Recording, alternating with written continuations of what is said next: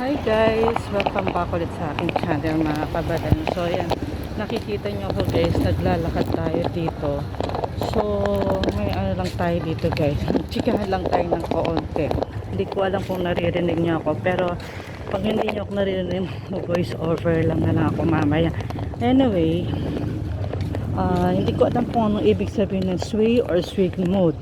Pero ang ibig sabihin ng sway or swing mode mga kabadan, mga foster, alam ko, lahat ng tao may sway mode, may swing mode. Kung galit ka, galit ka. Kung may sama ka na loob, may sama ka na loob. Pero in the sense na may kasalanan ka guys, mga kabadan, you have been things done wrong guys, mga kabadan, dapat you have to say sorry, diba? And noong ako noon, wala akong pera noon guys, mga kabadan. Talagang tawag dito, nanghihiram tayo ng pera sa mga friendster ko noon, nung mga araw na panahon na talagang galit na galit din ako sa pamilya ko.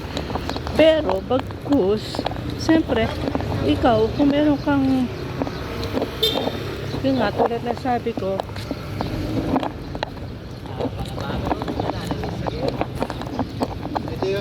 kaya sabi ko guys, mga kabadan, if you did things done wrong, you have to say sorry sa mga siblings mo guys, mga kabadan. Hindi yung pinagmamalaki mo pa yung sarili mo na parang wala kang kasalanan guys, mga kabadan. So kailangan you have to say sorry sa kanila, hindi ba mga kabadan, mga foster.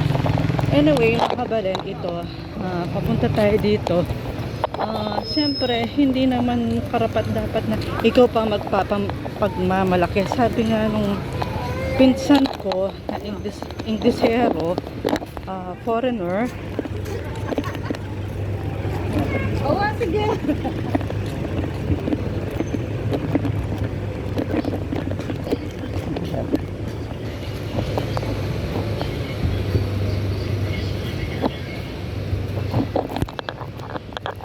Sabi nga ng foreigner ko, if they going to approach me, I'll be giving them a $700 or him a $700.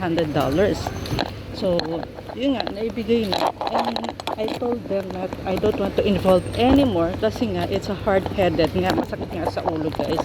So ayaw ko nang makilam dahil yung acid ko nagrarambol sa aking acid. So ayoko nung mangyari yung hindi na dapat mangyari. So anyway, yun nga, sabi ko nga, paulit-ulit ko sinasabi nga guys, mga kabalan, if you done things wrong guys, mga kabalan, I hope sana you have to say sorry for them dahil may kasalanan ka. Hindi porke hindi na sinasabi na hindi ka tinutulungan, eh tinutulungan ka naman, di ba guys? So wag mo sabihin na hindi ka tinutulungan, mga kabalan. So I hope na ganun sana ang situation. So you have to say sorry na lang guys, mga kabalan, mga foster. Ay, yung aso na lang.